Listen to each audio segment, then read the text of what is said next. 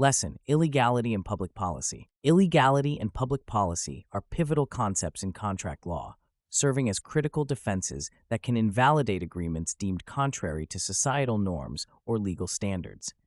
Understanding these defenses is essential for contract law specialists to navigate the complexities of contractual obligations and to safeguard their clients' interests effectively. This lesson delves into the nuances of illegality and public policy as contractual defenses, providing actionable insights, practical tools, and frameworks for professionals to apply in real-world scenarios.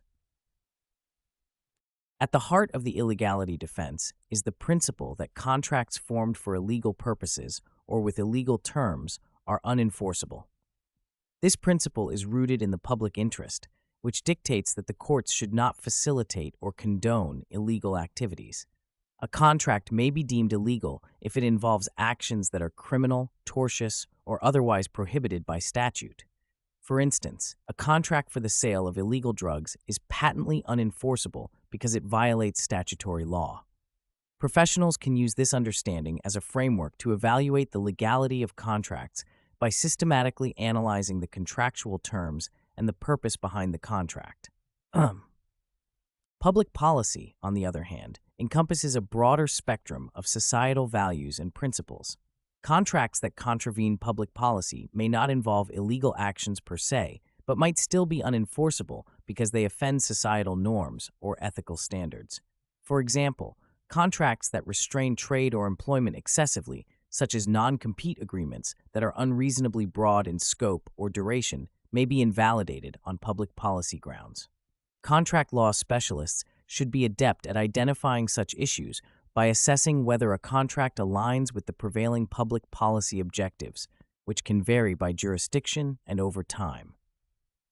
A practical tool for evaluating public policy considerations is the reasonableness test, which assesses whether the terms of a contract are reasonable in relation to the interests of the parties and the public. This test can be broken down into specific steps. First, identify the legitimate interests that the contract seeks to protect. Second, analyze whether the contract terms are narrowly tailored to achieve these interests. And third, evaluate the potential impact of the contract on third parties and the public at large.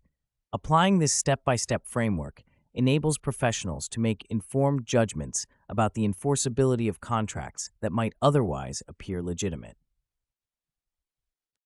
Case law provides valuable insights into how these defenses are applied in practice. In the landmark case of Holman v. Johnson, the principle was established that courts will not assist a plaintiff who bases their cause of action on an immoral or illegal act. This case underscores the judiciary's role in upholding the integrity of legal processes by refusing to enforce contracts that undermine legal or ethical standards. Similarly, the case of Egerton v. Brownlow illustrates the application of public policy in invalidating contracts that contravene societal values, specifically those that restrain marriage, which was viewed as contrary to public interest at the time. Statistics on litigation outcomes further highlight the significance of these defenses. A study by the Harvard Law Review found that approximately 20% of contract disputes involve allegations of illegality or public policy violations. This statistic underscores the importance for professionals to be vigilant in identifying potential issues early in the contract formation process, thereby reducing the risk of costly litigation for their clients. To enhance proficiency in this area, contract law specialists should employ a comprehensive framework for contract review. This framework involves several key steps: conducting a thorough analysis of the contract's purpose, scrutinizing each term for potential legal or ethical issues, and consulting relevant statutes and case law to ensure compliance with applicable legal standards. Additionally, staying informed about changes in public policy and legal precedents is crucial, as these can affect the enforceability of contracts. Utilizing resources such as legal databases and continuing education courses can aid professionals in maintaining their knowledge and expertise. Moreover, professionals should develop the skill of drafting contracts with clear and precise language to mitigate the risk of ambiguity, which can lead to disputes over legality and public policy.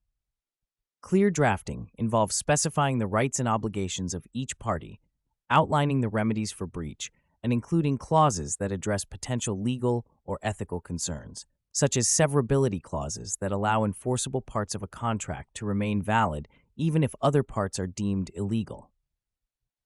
In addition to these practical tools and frameworks, it is essential to foster open communication with clients about the implications of illegality and public policy in contract formation.